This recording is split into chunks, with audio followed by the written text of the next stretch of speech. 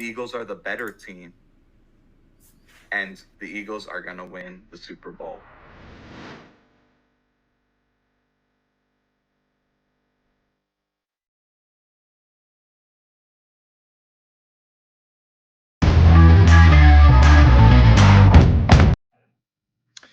Welcome back to another episode of The Edge. A little bit later this week, just with our player spotlights that we put out and the matchup breakdown. It was pretty busy. But for some of those people who aren't watching college football or those who like to consume their content right before the game, I still wanted to put this out because I do have a lot of thoughts about this game. As people start to join, as always, I love live questions. So I'll just kind of be talking through what I think about the game. And then if you're throw a question in the chat, generally we recommend heading over to YouTube to do that. We appreciate all questions. So this week, just to kind of keep things a little bit more coherent, I wanted to kind of walk through my game breakdown, um, and that can kind of help lead me into some bigger points about this game.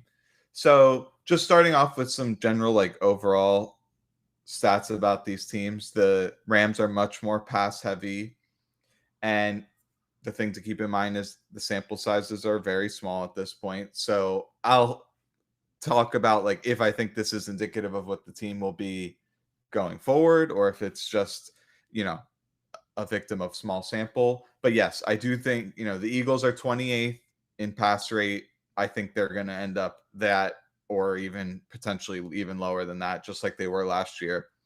It's not a surprise to anyone. And it's more of a broader philosophy about the team, which is they think by having a potent run game that occasionally has explosive runs and a really good defense, limiting possessions and turnovers is going to give them the best chance of winning. And so far, that's proven to be true. And that's a 2 year sample. Now, last year, the run game was cooking pretty much the entire season until the Super Bowl. That has not happened yet. And we'll get more into why. That is a completely valid approach and obviously has gave them good results. But there's reason to believe that you run into the wrong team and that becomes a problem. And it must be said that last year, I obviously making the Super Bowl, winning the Super Bowl is extremely difficult, but the Lions got insanely injured and they never had to face them. The Vikings, yeah, I know they blew up in the playoffs, but they were a juggernaut in the regular season. They never had to face them. The Chiefs were kind of middle of the pack in a lot of crucial categories, and they barely won, double digit games, turned it on and in the playoffs, and they were just completely outclassed. So they almost went the entire year without facing like juggernaut teams. Even the Packers got depleted in that game, in the playoff game. So I think it's fair to say, like, even though they're winning, there's fair critiques about that approach. And for those who are just joining, throw in questions in the chat. I'll take them all as I'm talking through the game. People will say, obviously, what they're doing is right because they're winning, but this is a fallacy because there are pass plays that they call, and on those plays, they're not that effective. And the one of this buzzwords that people are talking about is efficiency. And the way I think about efficiency is given the opportunities that you do have, are you taking advantage of them? And they're 20th in expected points added on pass plays so far this year. Last year, I think they're like, depending on which plays you filter out, they're anywhere between like 20th and 26th in EPA per attempt against zone defense, depending on various charting surfaces. And regardless, that's bad for a team that is that talented. So it's not a valid excuse to say this is the style we want to play and we're still winning when the plays are not working that well. And had you faced a better opponent, would you have still have won? Could have you won by more had you actually had a better passing game? And we'll get into all the reasons why that may not be the case. Got some chats here. All right, got something here from Adam. All right, let me make sure this stays on the screen here.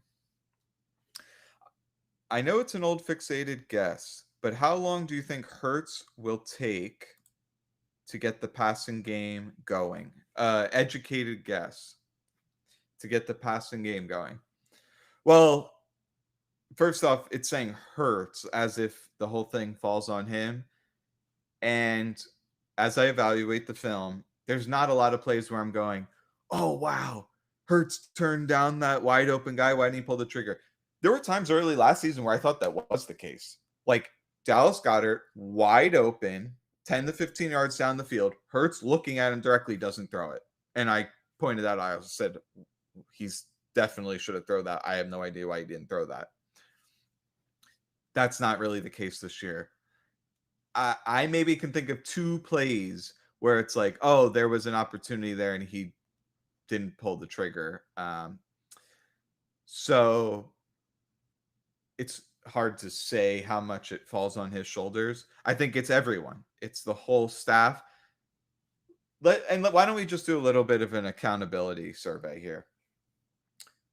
The wide receivers, a lot of times, if they're not on the side of the field that's being read first, they're half-assing their routes.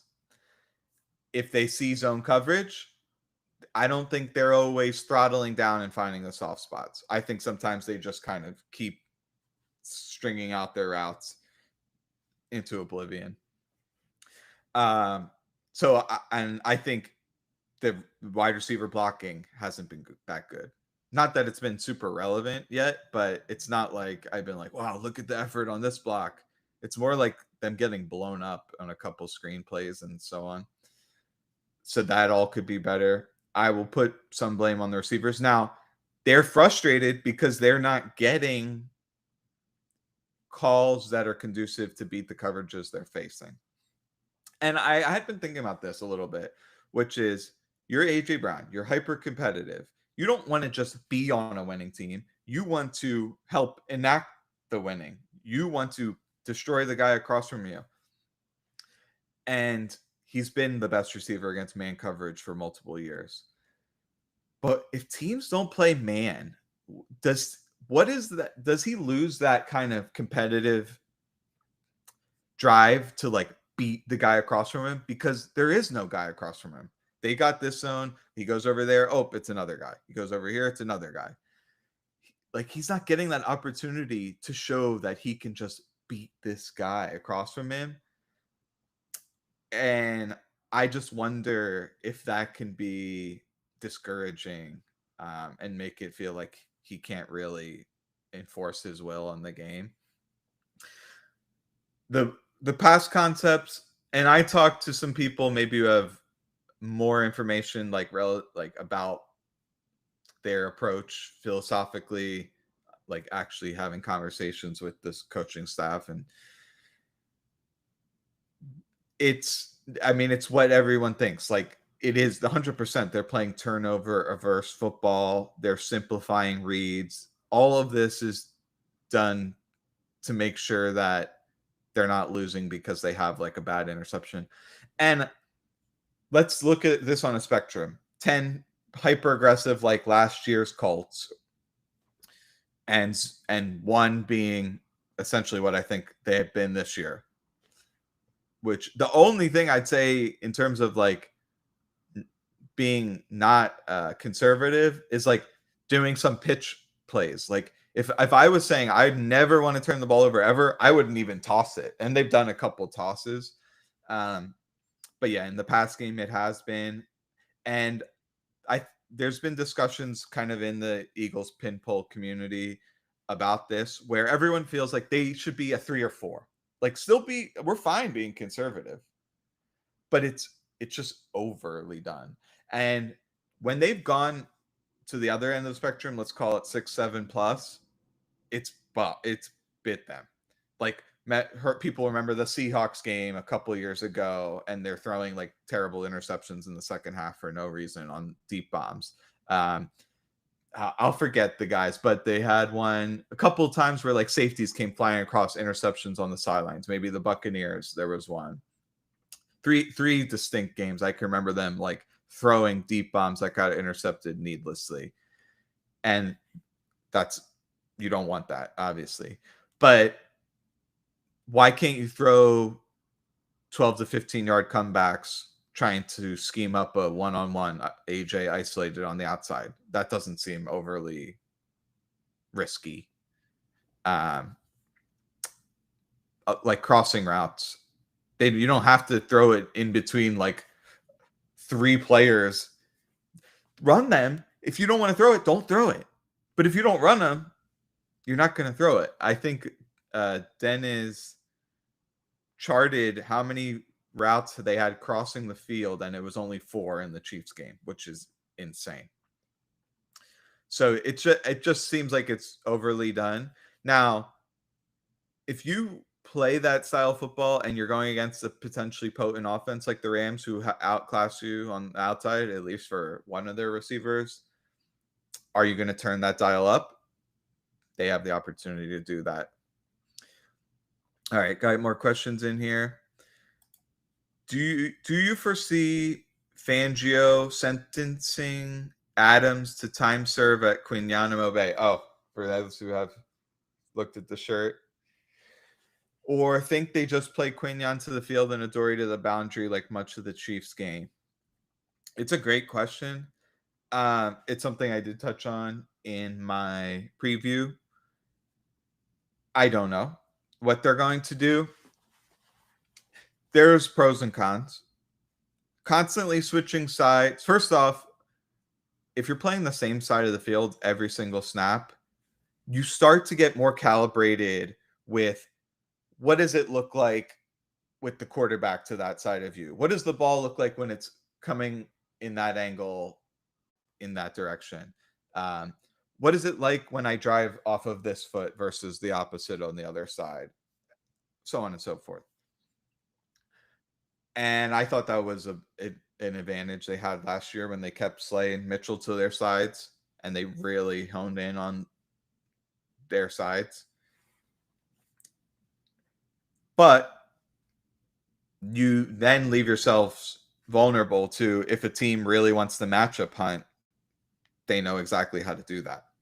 Now, the Rams have so much motions and shifts, it's not even feasible to say, I always want Quignon on Adams. I always want DeJean on Puka. Okay. Adams, like if Adams is on the outside and you have Mitchell over him, and then he goes all the way across the field, unless it's like man coverage, there's no way you're going to have your cornerbacks completely swap sides of the field. I've never seen that in NFL history. Maybe it's been happened, but I've never seen that. So it's not even feasible to do it. Like if it's a key third down and everyone knows you're going to play man anyway, and you just want to like shadow him situationally, yes, that's viable. And I probably would do that because I think Adams versus Jackson is not a matchup nightmare. And they faced off several times before, and I wish I tracked down the stats for it, but I'm pretty sure Adams beat him pretty good back when he was with the Packers, and he also played him later another time, I think Raiders versus Titans. No, the timelines don't make sense on that. But yeah, I think they played a couple times, and I don't think it ever went that well for Adoree. The thing is, here's the absolute no-go. Do not press Davante Adams. 0% chance of winning that battle, Adoree Jackson versus Adams in press. It's a disaster. He can literally run any route. A slant, he'll destroy him. A fade ball, destroy him. Back shoulder, and it doesn't matter. Even if he's in his hip pocket, Adoree won't turn around and he'll still pluck it out of the air. So that's the only thing I'd say. Like, under no circumstances are you having Adoree press Adams on the outside. When it comes to Nacua, like his slot rate last year was 20 odd percent. Obviously, they had Cup in there, and then now it's in the 60s because they have Adams. So now you have the opportunity where you're like, if we want to have a lot of people like kind of what like bracketing Nacua, you can do that.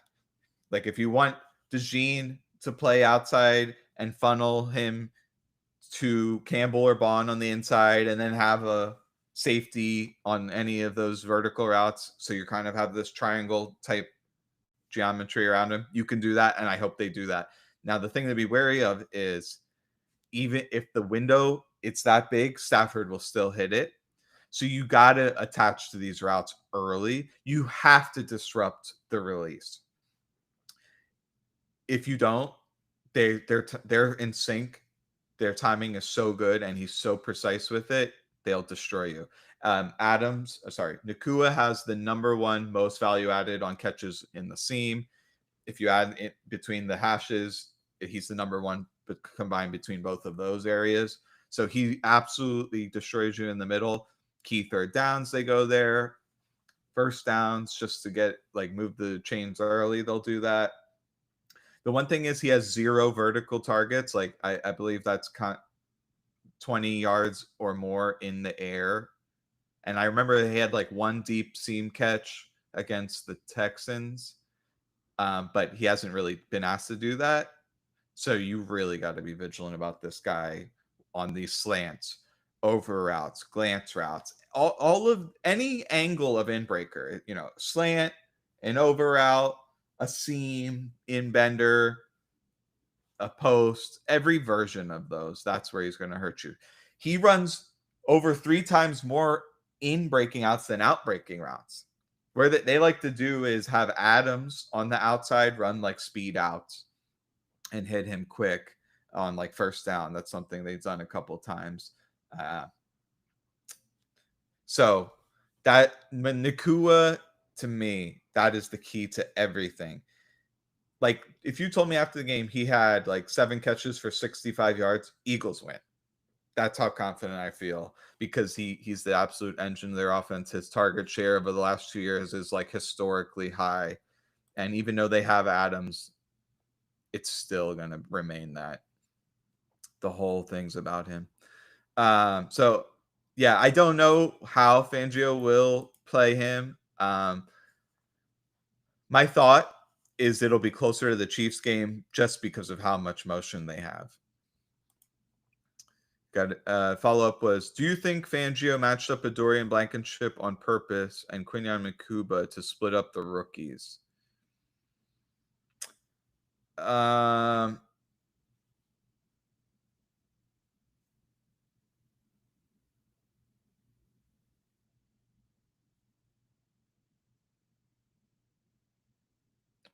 there's only one rookie in that group of 4.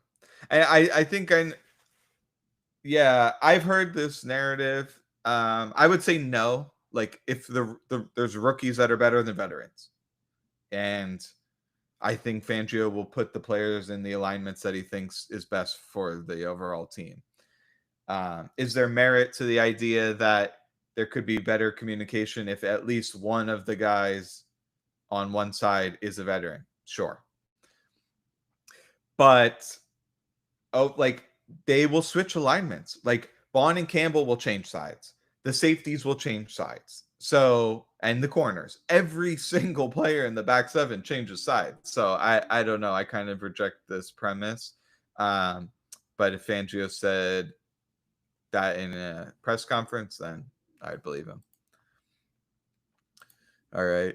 If you're just joining, feel free. I'm answering all questions kind of as I just talked through the game. After this one, I might just kind of go through some more overall points and then get back to some questions here.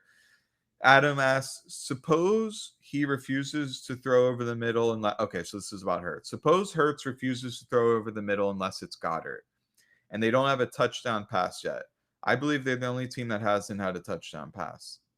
It's everyone, including coaches. I don't want him to thread the needle like Josh Allen. I don't like this game or the Bucks game. I believe they have to score 30 to be competitive with the Rams.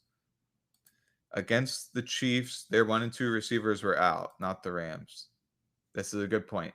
Like this, it's much more analogous to the Cowboys game where they have their 2 good wide receivers and they threw all over the yard, and the Cowboys still had drops. So they're going to need to change things up. The Chiefs receiving core is legit horrible currently until they get their 2 guys back.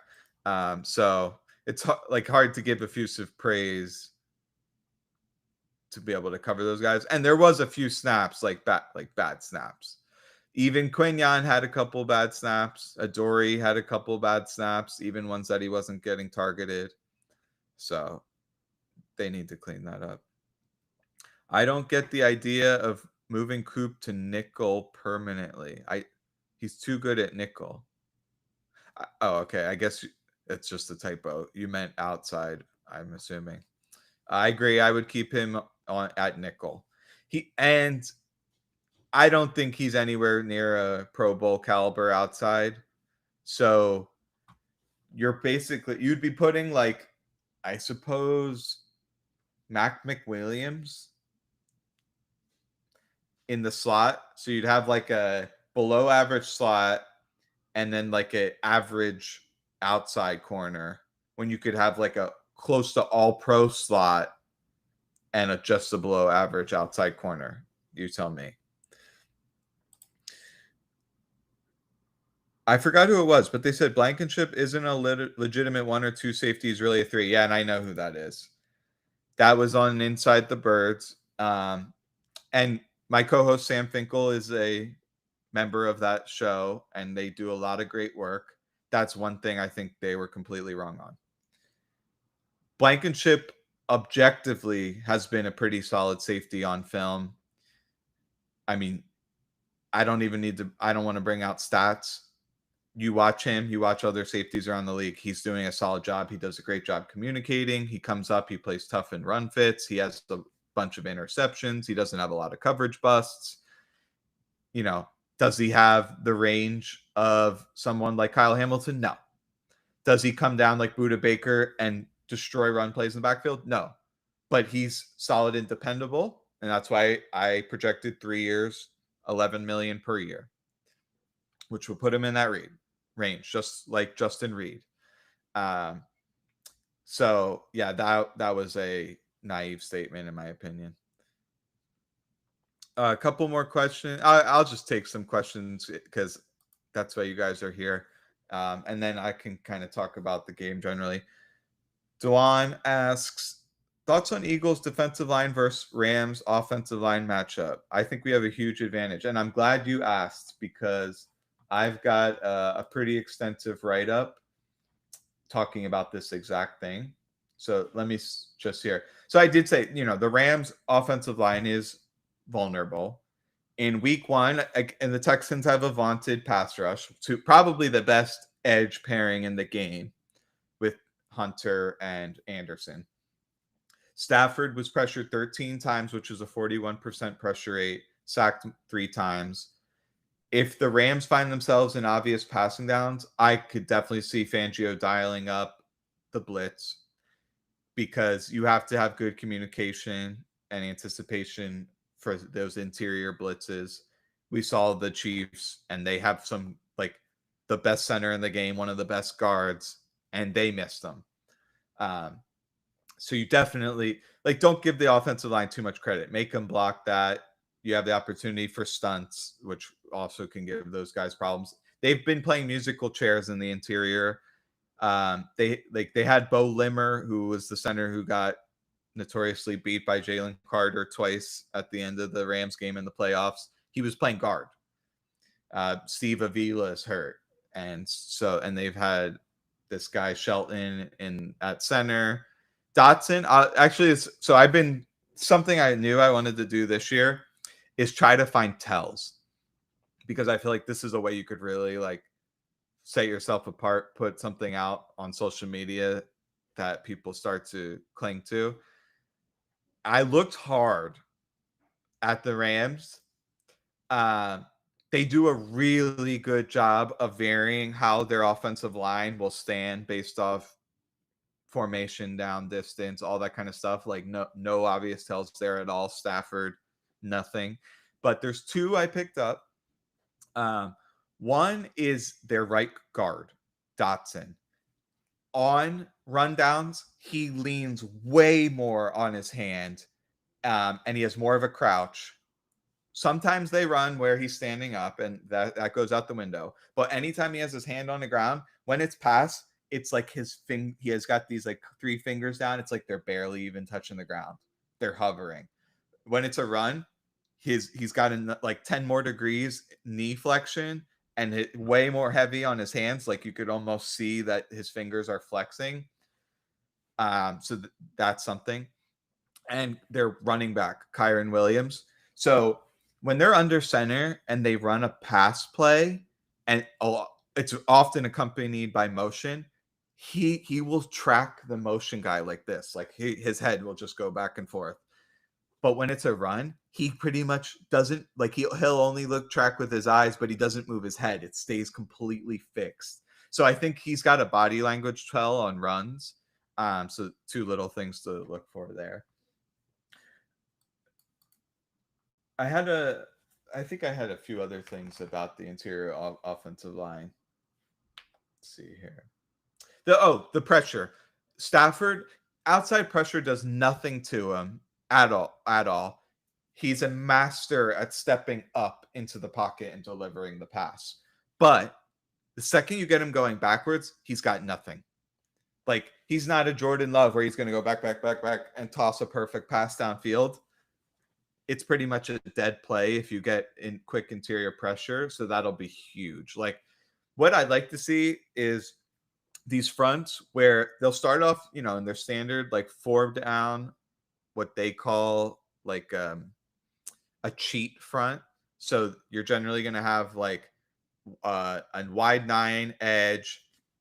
The other edge will play like a 5 or 7 technique, like to the strong side. And then what you do in the interior is you'll have Jalen Carter shift to the other side of the center. So it's like a loaded front. You got extra guys on one side and it's kind of only the wide edge on the other side. That's going to make the offensive line generally slide to the loaded side. That's where you have the opportunity to bring a guy like a second level defender straight up the interior. And I really hope they dial up those pressures because I don't think their interior offensive line is that good. I don't think they're that quick to react. Even in like pass protect, like Kyron Williams, I'll say I think he's a solid pass protector, but he's frozen in time after the snap. And I don't know if he's being coached this way, but after the snap, he's the last player in the offense to move. Like he's completely frozen, and then he goes. So I think there's opportunity if you get a really quick pressure that he might be late to the party there. So 100% agree with this comment, Dewan. They have a big advantage, and they need to attack it because if they get the interior pressure, it's going to be a big deal to slowing down the Rams. Okay, got some more comments in here.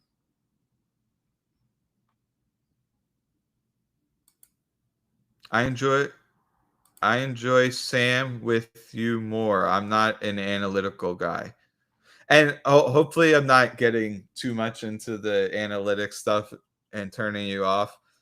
I 100% agree. Podcasts are always better with two people, and we're going to be working hard to make sure that we have that going forward.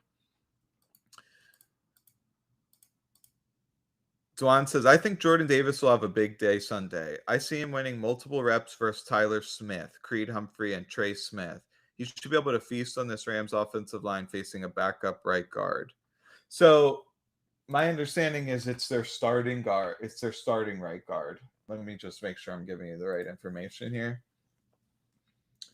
Yeah, Kevin Dotson is their starting right guard. They had the backup left guard. They had Bo Limmer, the backup center, playing guard, and then they had Justin Dedic. I think that's how you say it.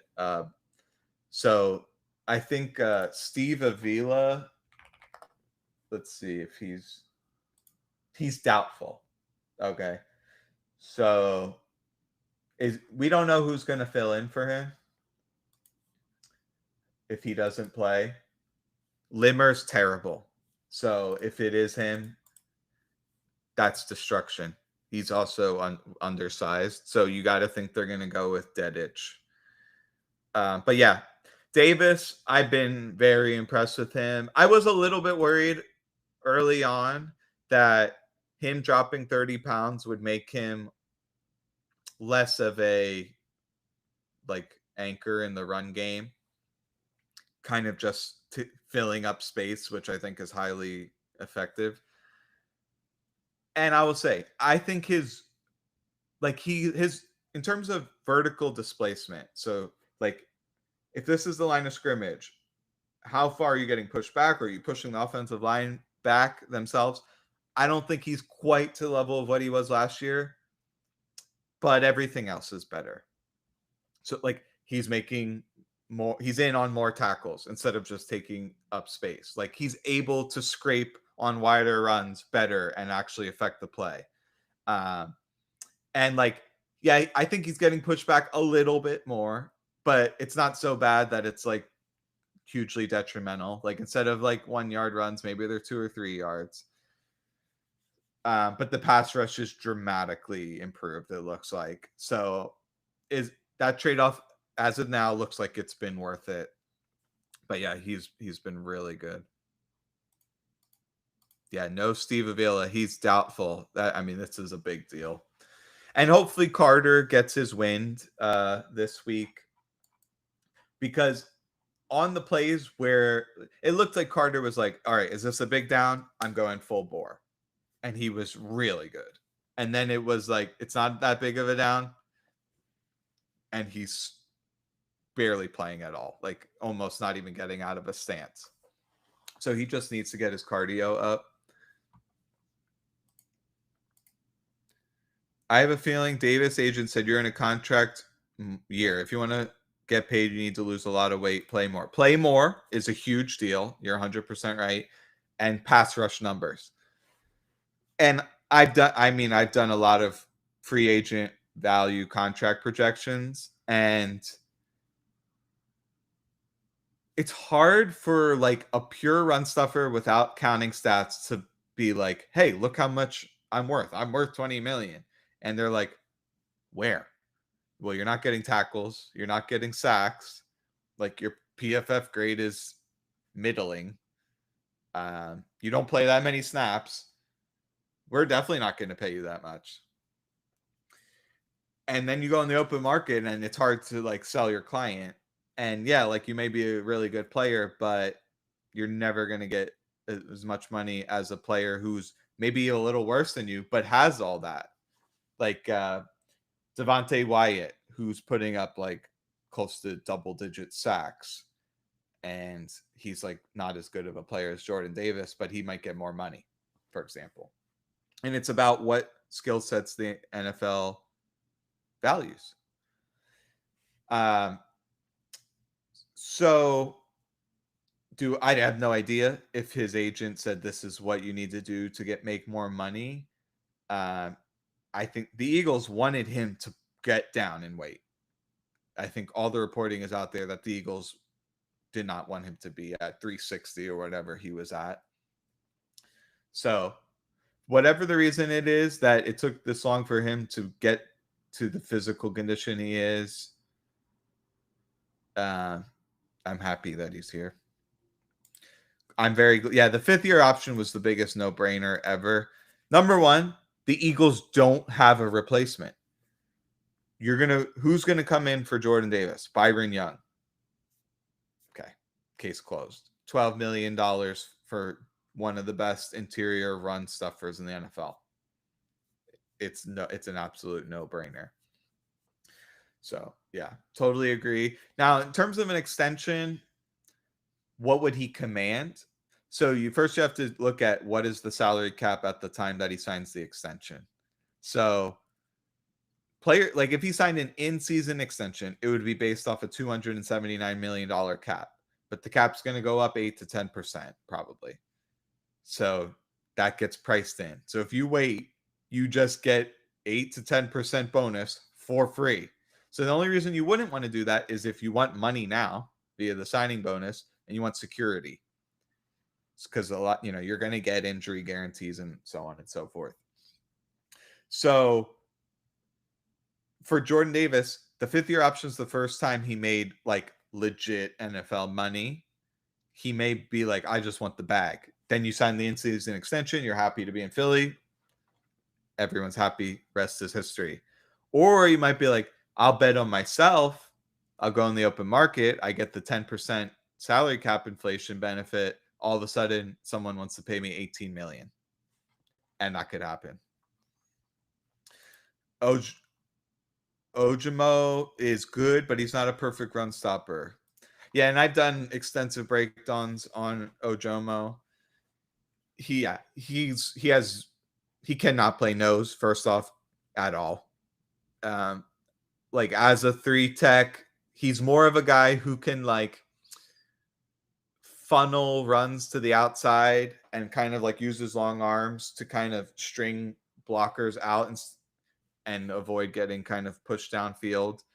But at the point of attack, he just doesn't have the mass and the power and the sustained leg drive to like not get pushed back and or even torqued out of holes in combo blocks and stuff like that. He's a pass rusher. Bottom line, he's adequate against the run, but he can get hulked. But one-on-one pass rush, I mean, he's lethal. So the Millen Williams, I mean, if you watch the film this year, he looks unbelievable. So like just his the power he plays with is incredible. And that's the difference between him and Ojomo. But like as in terms of purely quick pressures, Ojomo has a slight edge in my mind. Like there are snaps where he gets the quarterback in the blink of an eye, and that's very valuable. All right, more comments here. Thoughts on Tyler Steen's play this year? It's been tough matchups. Chris Jones, Osa Digizua, Kenny Clark. Or is that who you're talking about? How do you like the matchup versus Rams interior defensive line? So, okay, they've got Kobe Turner, who's the team captain, really good player, good pass rusher. Poona Ford, he's in there for run stopping. He's like a stocky, short, wide guy. And Rams analysts told me the reason they brought Poona Ford in is because the Eagles ran for 460 yards, or Saquon did, in 2 games. Like almost pretty much the primary reason they brought Poona Ford in is because how badly they got gashed on the ground. And there's a little bit like there's an interesting dynamic there where on the plays that weren't like 70-yard runs, they did pretty good. But then they gave up a bunch of these long plays, even to Hurts. And so the idea is if we put 7 or 8 man in the box, we're going to do pretty good. But if we don't corral him by the time he gets like 5 to 10 yards downfield, it's game over. And that has merit. So let's put like bigger, wider guys in the interior. Washington beefed up their defensive line as well. Like they, that guy who stinks that they brought in, but is huge, Kinlaw. And then, so same idea. It's like, maybe we can play with 6-man boxes. Nate Landman, much better than Roseboom. So between Landman and Poona, we can play 6-man boxes more often and not give up as many explosive runs. And time will tell if that's true. Now, in terms of like I want to talk about their whole defensive line. It's almost every single play. Their whole line is exploding upfield vertically. Either someone like penetrates or they collapse the pocket on almost every play. There's hardly any rushes where they all get stonewalled. But it's a double-edged sword. if you are extremely hyper aggressive vertical rush team, you are vulnerable. You're vulnerable to screens. You're vulnerable to draws. You're vulnerable to certain gap scheme runs. Uh, a whole host of things. But the offense has to run those to take advantage of it. And I'll tell you this, if the Eagles sit back in static 2x2 and run their little smash concept and a little like hammer concept with a little hook, and if they do that 5 times and they just have their standard protection in there, it will be a disaster. But if they throw change ups, like they why don't we throw a screen to Saquon? Never throw a screen to Saquon. Throw in another tunnel screen. Get Hurts going on QB counter bash, QB lead, a draw play, a jet sweep. These are the type of plays that will be highly effective. And that's not your base of your game plan, but those are constraint plays. Plays that don't allow the defense to just tee off on you because they know what's coming. And I think they need to come into the game with plays that is going to make the Rams pass rush respect those kind of concepts. Oh, I actually didn't even answer this question about Tyler Steen. Overall, I would say fine. Like, I haven't like intimately studied all of his snaps. The main thing I'd say is like I don't think he's clearing out giant holes like Becton did, but I think he's like a little bit better at dealing with lateral agility and communicating stunts compared to Becton. Probably the big play is worth a little bit more. Just Becton's dominant snaps were as dominant as anyone on that offensive line, I'd argue. And there's some of those run blocking snaps, it was insane. Like throwing guys 5 yards out of the hole. So you're getting a steadier presence who doesn't have those big impact plays, and it's very hard to quantify what is worth more. Braden Fisk is questionable. Yeah, that's another guy. Like, I think he's not very good against the run, but he's another good like pass rusher, highly athletic. Ben asks, why have the Eagles been avoiding crossing routes like the plague? Turnover aversion. This is where the conversation starts and maybe ends. And if you look at across the league, let's just go back to last year. So if you have a legit sample size. Number one value created on like intermediate passes over the middle is all the usual suspects. Those under center play action teams, you like the Lions, the San Francisco's, Rams, all these teams. Brock Purdy is a great example because I think he may have had the highest value added on intermediate throws over the middle, but he also had a series of interceptions. It may have been 5 interceptions on those type of passes. It could have been even higher than that. So right away, you see that duality of the most value added cumulatively, but also the most really bad plays. And if you're a team where you think you have a better defense than the opponent, you think you have a better run game than the opponent, you think you're better at turning the ball over and not giving away turnovers than the opponent, and maybe penalties too, then maybe it's not worth taking on that variance. Yeah, we're leaving value on the table, but we're not taking on that added risk because if 2 of those intermediate passes over the middle happen to get picked, all of a sudden we lose. And it in a 1-game sample size, it can be hard to overcome that with the cumulative value of the successful plays. And it's it's very hard balance to strike. Like, I don't want to trivialize the fact that you want to play more aggressive than you're playing, but how much is too much? That's not easy to calibrate properly. Um, but I think there are ways to do it, like to do that without taking on, exponentially more risk. What are some of those ways? I mean, are like I talked about earlier, is a deep comeback in a one-on-one scenario inherently risky? I don't think that's that risky. How about a play where you get Goddard to clear out a hook defender and then you have Saquon on like a Texas route straight behind it? That's not inherently risky.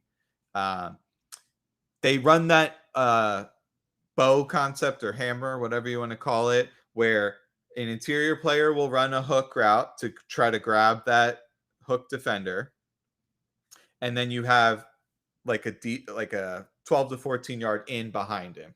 Okay, so you're getting underneath the safeties, over top the linebackers, in a window where you have a receiver underneath grabbing that guy to hold him, and it's a great concept. But safeties, they're facing split safeties all the time now. They're just driving on that in route so hard. So what do? Oh, well, keep them honest. I'm running that in route behind him. Oh, surprise! I'm doing the a go. And they ran that twice against the Chiefs, but it wasn't quite there. So what do?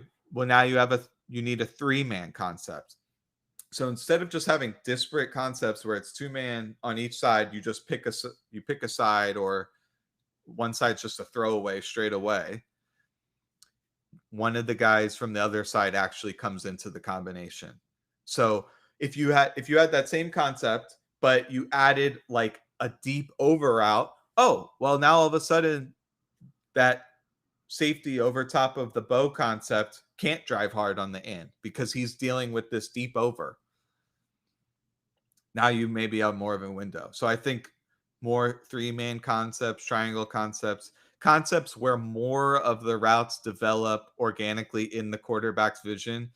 Like you're running a lot of mirrored concepts where it's like the same thing on both sides. Well, if the first one's dead, the only time the other one's going to be open is if they're running a different type of coverage on the other side.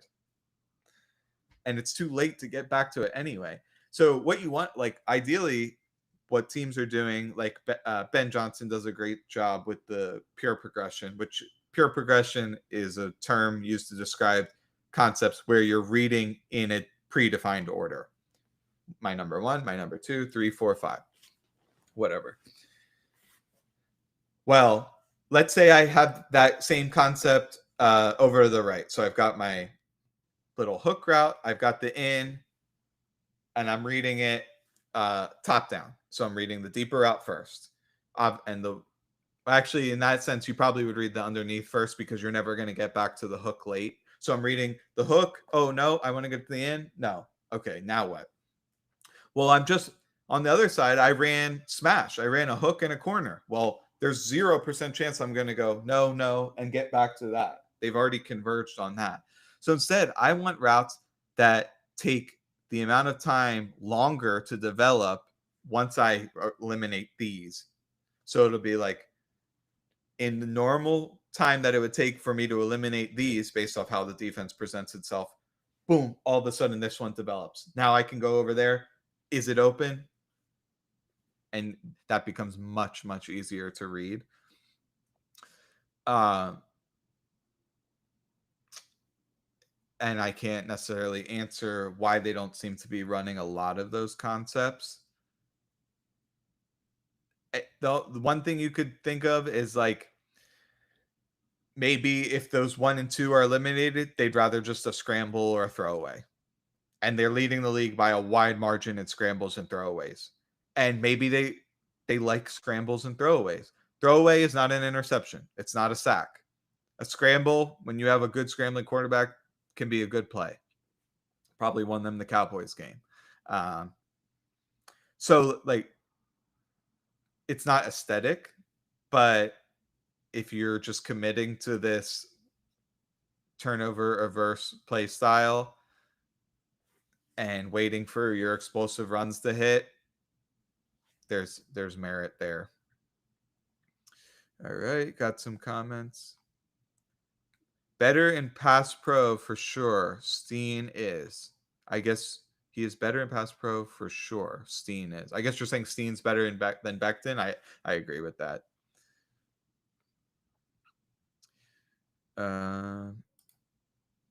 Ben. Okay, I missed a lot of comments here. Duan says Jared versus Jordan Mailata should be a fun one. Strength on strength. Also, it's an amazing matchup. And here's something I pointed out about Verse is coming out of college. My major knock on him was that I called him the Tin Man because he was stiff as a board. But stiffness is not 100% inherently a bad thing, because the way he rushes is all of his, just call him like his joints and his bones and his whole entire musculature is stacked perfectly, right? And this allows maximal force translation from your body into the object you're trying to move, which is the offensive lineman. And in that sense, being stiff is great. I don't want to be loosey goosey. Then I can't translate that force. But when he gets hit from the side, running backs, tight ends chipping him when he's not expecting him, a combo block, he will get sent flying. Where you're like, this guy has the best bull rush in the last decade, but then he gets chipped by a 215-pound guy and he looks like a cartoon character. And so he does rush over his skis. He gets way over his skis, and he's got this really compact way of driving the guy back, because 70% of his rushes are bull rushes. And that that makes him incredible at that one thing, and that one thing is highly valuable. So for me, when it comes down to that matchup, it's really like, I think you don't want to set too deep, because if he gets built up momentum and then he's going to get that huge initial knockback, and then he's got amazing drive, so he can keep sustaining that and push you back and collapse the pocket. I would take this more like Dion Dawkins' approach, where every pass protection, it's like a run block. He goes and attacks the edge guy. He's not like agile enough where he's going to shake you and swim you. He'll try that, and it's bad usually.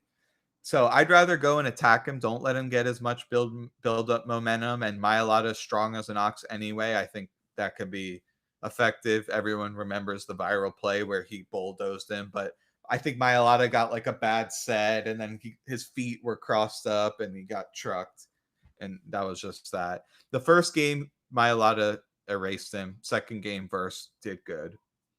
So it's definitely an amazing matchup. But yeah, I would definitely hit him with some chips. I think he's very susceptible.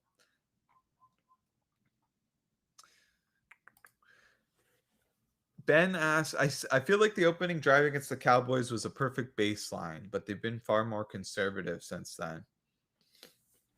I'd have to watch that drive back.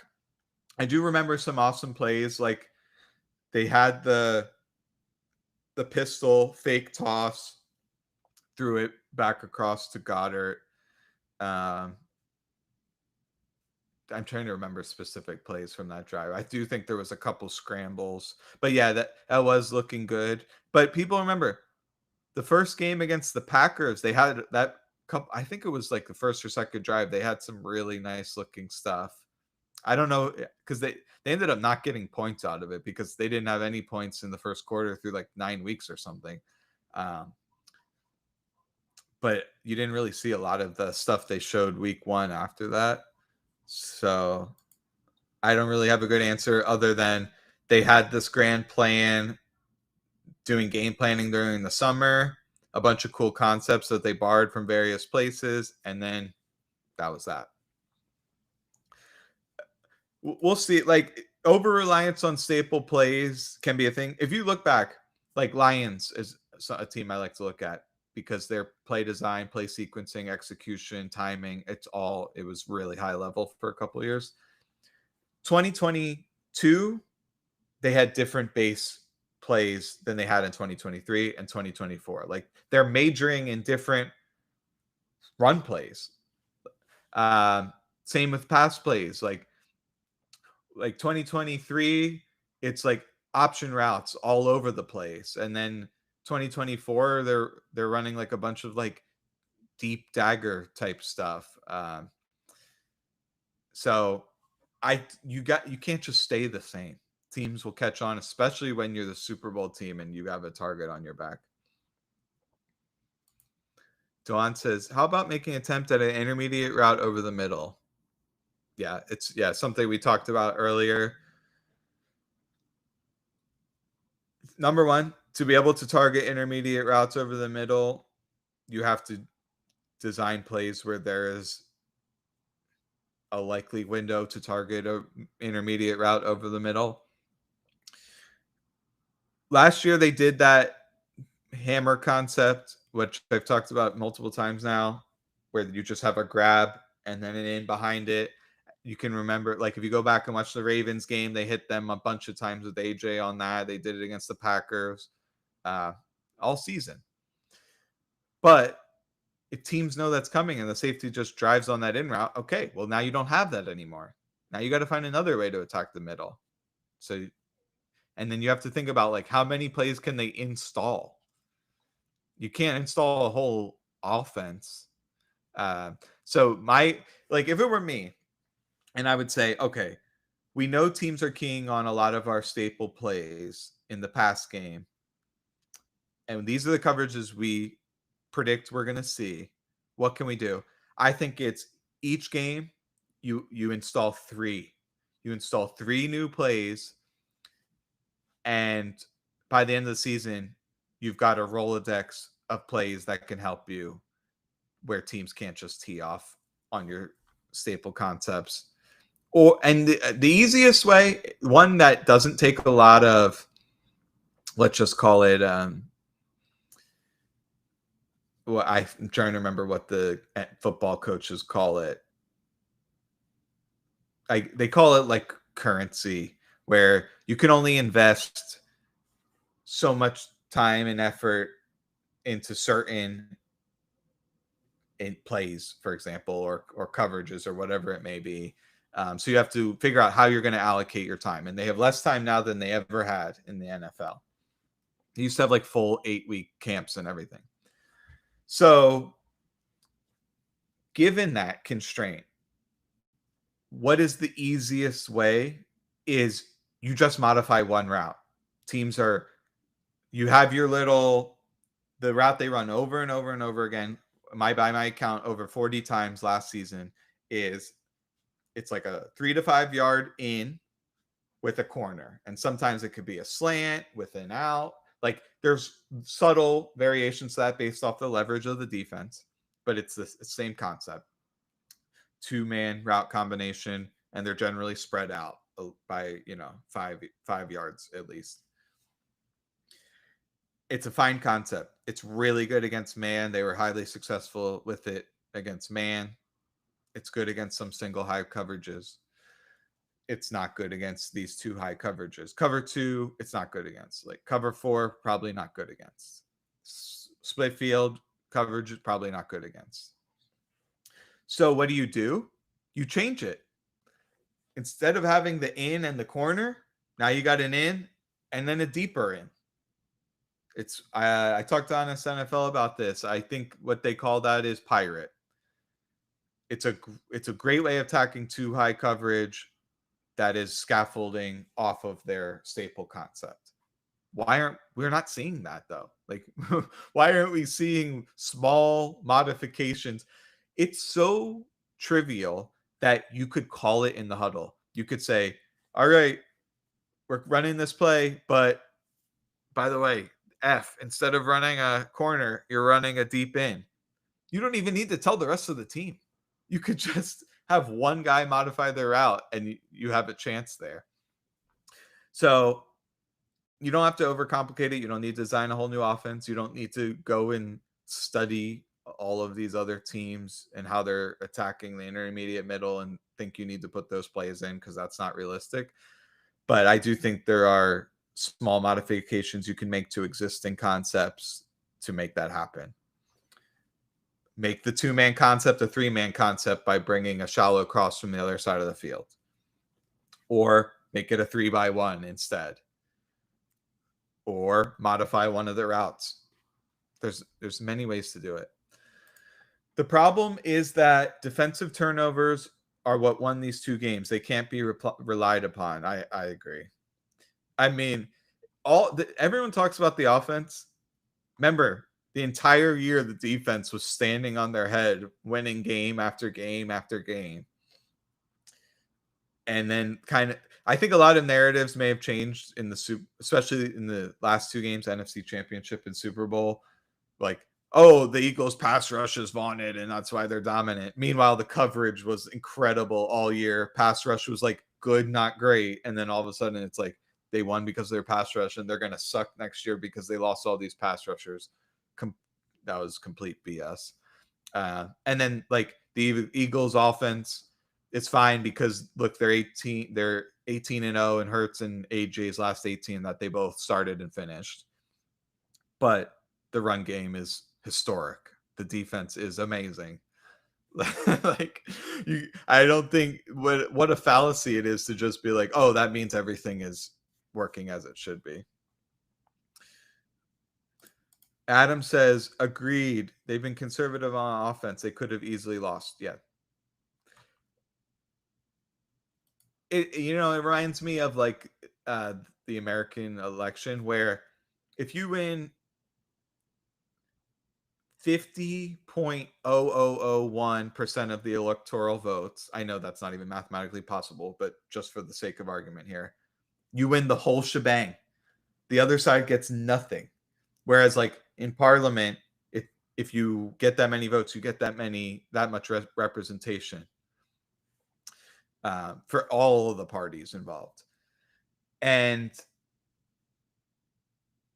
it's the same thing here, where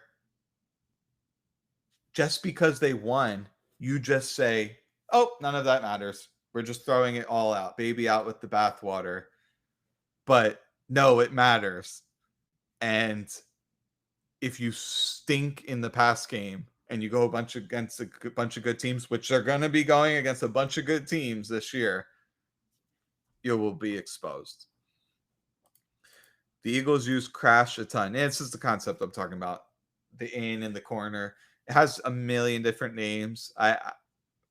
72 is what Kurt Warner calls it. China is what JT O'Sullivan calls it. Follow is what I've seen it called in like a old Greg Roman playbook, or no, maybe Bash. And then it's called Smash by Bruce Arians. So yeah, it's got a lot of names for it. It worked great last year. That is true. But it started to diminish in effectiveness coming down the stretch. In the Super Bowl, they almost threw an interception. On the play that Goddard got the hit in the head, flag for McDuffie, they almost threw an interception. It was that concept.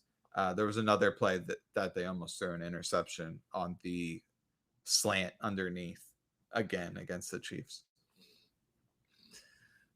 Defense is adjusted 100%. I've talked about this a lot on Twitter. What can they do to make it effective again? Well, I didn't know if you asked this before, that what I was just talking about. Three easy things they can do. Well, there's a lot of things. They can do it from different formations and different alignments. They can do it from different personnel packages. They can do it with motion. They can add a third man to the concept, whether it's on that same side as the crash or coming from the other side. Someone to hold the safety on the side of the crash so that he can't drive on the corner route, or someone to hold the weak side linebacker, the nickel, so they can't easily exchange the in route from AJ. Modify one of the routes. Instead of running the corner, run a deep in instead. So there's a ton of ways that they can make it more effective.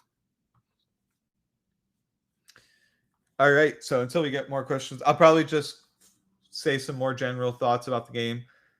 Rapid fire here. Rams, their run game to me is vanilla and not explosive. A lot of this inside zone stuff. I think they also have a tell. So if they have a guy motioning across, the only time they do an outside run is in the same direction as the guy motioning across. So you can just imagine if a guy's motioning from left to right, either it's an outside run to the right or it's up the middle. I haven't seen once on film where they've gone outside to the side that the motion came from. So until they do that, I'm going to assume that that's a tell. Not a lot of juice in the run game. I think Corum has a lot more juice than Kyron Williams, actually. It'll be interesting to see how much work they give him. Stafford, like I said earlier, interior pressure is his bugaboo, like a lot of these statue pocket quarterbacks.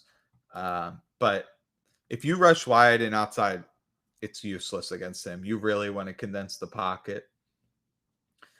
Puka Nacua, he's insanely important to their offense. Perhaps more important to their offense than any player is, other than non-quarterback, than to any player is important to their offense. That's how important he is. He had an end around touchdown. Their pass rush is extremely potent. They're hyper aggressive and rush upfield vertically. So you're going to have to run concepts like I talked about earlier in the podcast to take advantage of that and slow them down. They'll definitely have times where they'll walk a bunch of guys up to the line of scrimmage. I think Shula is a guy who brings a bunch of guys and then drops them more often than he brings a bunch of guys and then brings them, like Todd Bowles. So the way to exploit that is you run plays that before the middle linebackers can recover, like when they drop out, you already have the ball out and you're hitting. Or you just run straight at them. Like sometimes you have this ability where one or two of your offensive linemen can just bolt straight up to the second level and you can get some big gash runs that way.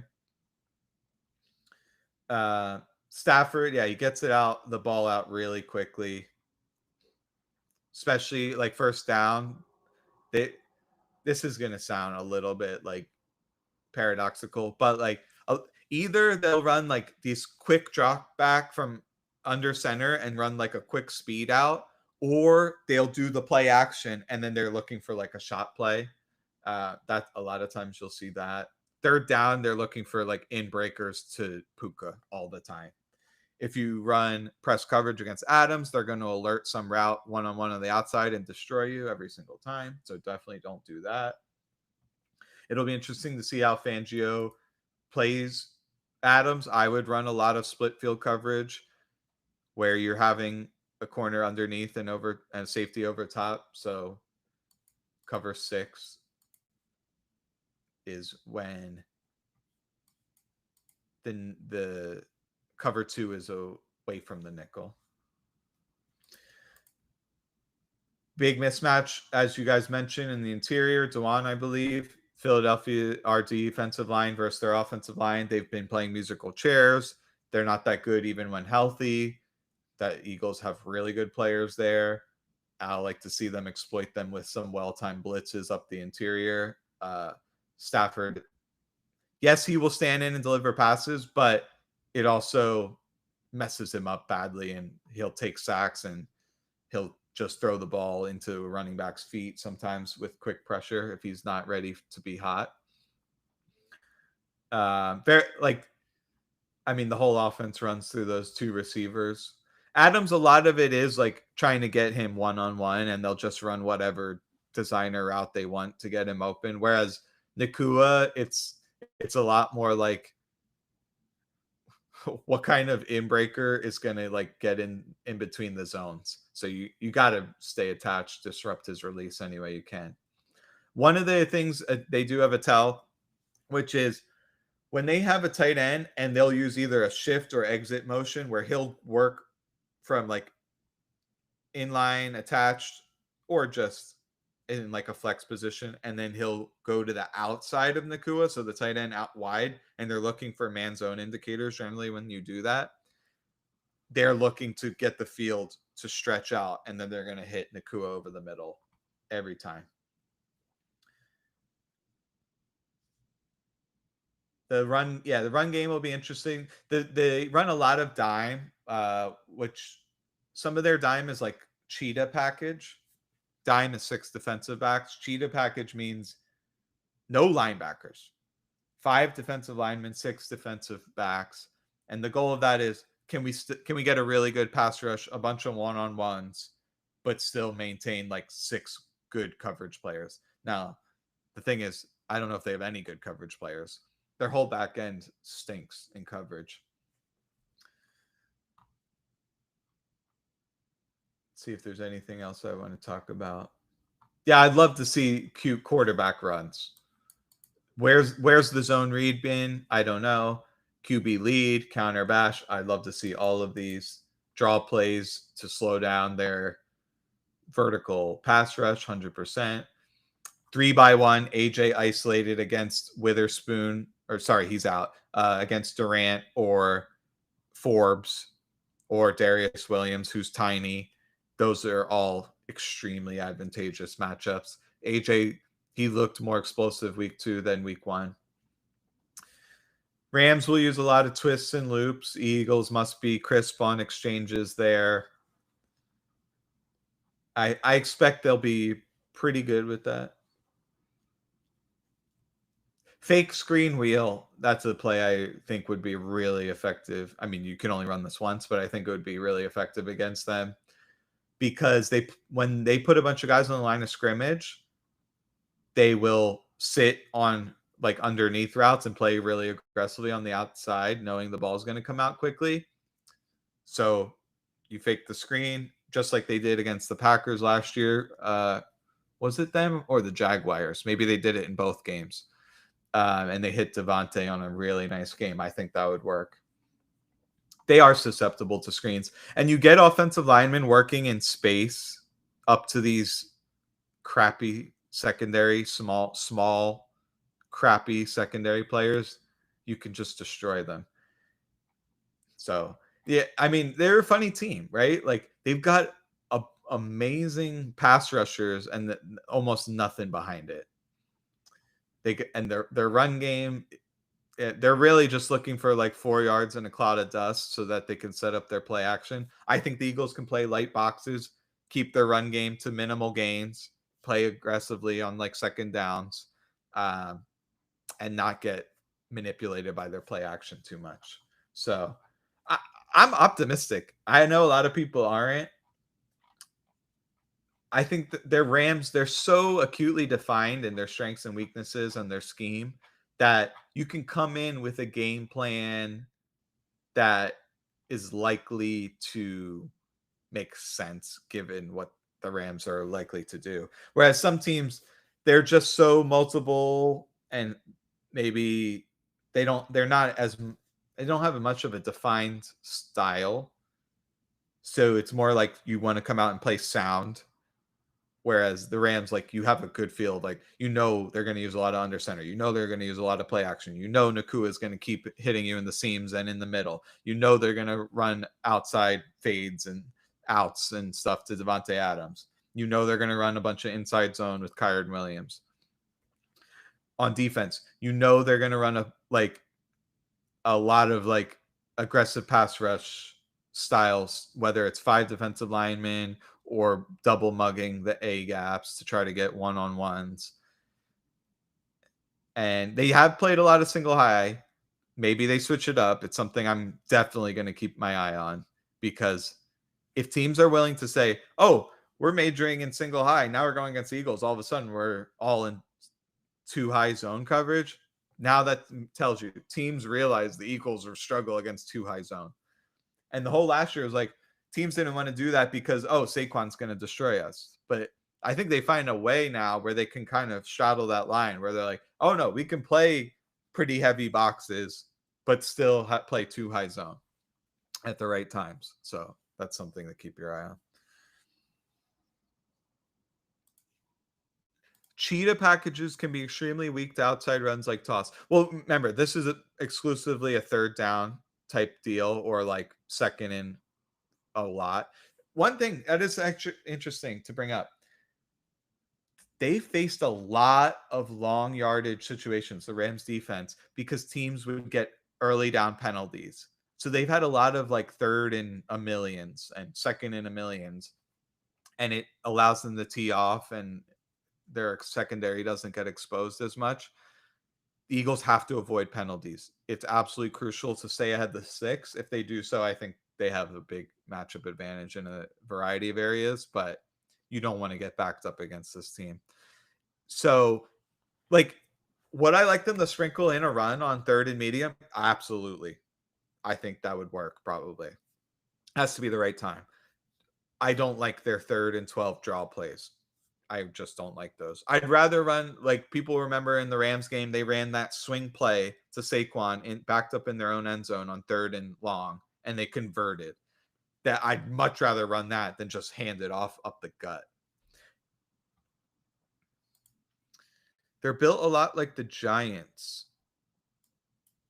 This will be a good litmus test for facing them. I understand what you're saying. Like stylistically, Giants have a great pass rush. Not much behind them, although their secondary is improved. Didn't look like it in the Cowboys game, but talent-wise, they're improved. So I hear what you're saying there. I think the Giants, they're better than they were last year, probably, but I think they still stink. And it looks like there's some noise that to start Dart. So, all right, answer one or two more questions. We'll get out of here. It helps the Eagles insist on running 12 personnel with one of the worst blocking tight ends in the league. Oh, I'm glad you brought this up. So, Grant Calcaterra, one of my tweets went viral that he's had more run blocking snaps in the NFL than any other player over the last 2 years. Unfortunate situation with Goddard being injured all the time. The Eagles running a lot. So that's just going to vault him into a lot of run blocking snaps. But he is a terrible blocker. I just don't have the knowledge because I haven't watched every single tight end blocker out there in the NFL. Maybe there's one guy, Max Toscano, who's actually done that. He's easily one of the worst blockers in the NFL as a tight end. He's truly terrible. And it's not for lack of trying. He can't not do it. So if you just have a guy who's somewhat passable, that's a dramatic improvement. And here's the thing. While he is highly mobile for a tight end, and he does have good hands for a tight end, and he is good at yak for a tight end, I don't think he's a good receiving tight end. His route running stinks. And it's not because it's like, oh, he's not deceptive, which he's not. Or, he's not that sharp out of his cuts, which he's pretty sharp out of his cuts relative to tight ends. He's running into the terrible areas on the field. Why is it that every single game I watch him and you could basically him and another receiver can touch hands? Like it's clear that the spacing is screwed up and he's consistently the common denominator. Like I'm thinking he runs his routes at the wrong depth over and over again. Unless that's just how they're drawn up, which would be absurd. Like you can see plays that have been in the NFL for decades where everyone else is running them with like 8 to 11 yards of spacing between them, and the Eagles have like 4 to 6 yards between them. And I'm like, what is going on? Devontae Smith is running like a shallow cross, and then he's running it in behind it. And like you need minimum 6 yards between them, and they're like 3 yards apart. And then they get like corner blitzed against the Cowboys. It's a disaster. And the amount of snaps last year with Jahan Dotson getting pushed, like he comes off his release, gets shoved 3 yards to the side. Calcaterra is like bending into him, and then they're like this right next to each other. They're both completely eliminated from the play. So between his like timing, route depth, route detail, it's bad. He doesn't really threaten vertically that aggressively either. Stevens, much slower than tight ends than him, look like they do that more. I think he's a terrible player. I hate to say it. So replacing him, I think, would help a lot. But I don't want to go off on a sour note because I think the Eagles are going to win. My bottom line, I said, Rams, just like the Cowboys, have the pair of the stud receivers. That's going to put a lot of stress on Adoree Jackson. So Fangio, give him help. I just why was he playing a 8 to 10 yard cushion off CeeDee Lamb with minimal help? I have no idea. Let's not do that. If the Eagles can limit Nacua, especially on these seam routes, slants, in breakers, overs, glance routes, and the like, that'll help tremendously. The way you do that is you disrupt his release, and you have a lot of people squeeze in on him, in that middle area quickly after the snap. And you can't relax because even if you think you're in his hip pocket, he'll still throw it in that small of a window. So you got to be ready for that. Interior pressure, especially with some disguised blitzes and some nice stunts to stress the weak interior offensive line from the Rams, will go a long way. When they get into plus territory, don't let them hit those shot plays. McVay, he'll dial up those from anywhere from 45 to 35 yard line. Play action, try to hit you deep down the sideline, usually deep overs, pylon routes where they'll fake it and then go back out to the pylon. So you got to be vigilant about that. Eagles offense, we got to open up the pass game. The Rams secondary stinks and they're injured. Emmanuel Forbes, Kobe Durant, Darius Williams, they're all vulnerable. Forbes weighs 180, soaking wet and wearing boots. Durant is tiny. Darius Williams is tiny. They're all tiny. So AJ Brown has definitely an opportunity to attack. Just ISO him. 3 guys over here, 1 guy over there. If they want to recruit an extra safety to help, great. Now you run guys across the formation and you can win leverage. Their linebackers are slow and they're wholly dependent on their hyper aggressive front, which is tough to deal with. You just can't just sit back and static, slow developing 2x2 pass plays and think you're going to be able to block them the whole game. It's not going to happen. So there's a lot of pressure, even though the Eagles are 2-0. I think there's pressure on their offensive coaching staff to make sure the passing game gets going. And I'm optimistic that given who the Rams have in the secondary, that will happen as long as you don't let their front ruin the whole game. I thank everyone for joining. I'll hit this last one before I go. Why insist on 12 personnel even with Goddard on the field? I don't know. I don't have a good answer for that. I would rather them run 11 personnel, even bring in an extra offensive lineman. They iced the game when they brought Fred Johnson in. Extra offensive line. The Chiefs knew they're running, and it still worked. It seems pragmatically that those would be better. Thanks, everyone, for coming out. Hopefully this was informative. If you're on Patreon, you can check out my preview. It's also on Eagles Reddit. And next week, we'll hopefully have Sam joining, so you don't just hear me drone on for an hour and a half. So go Birds.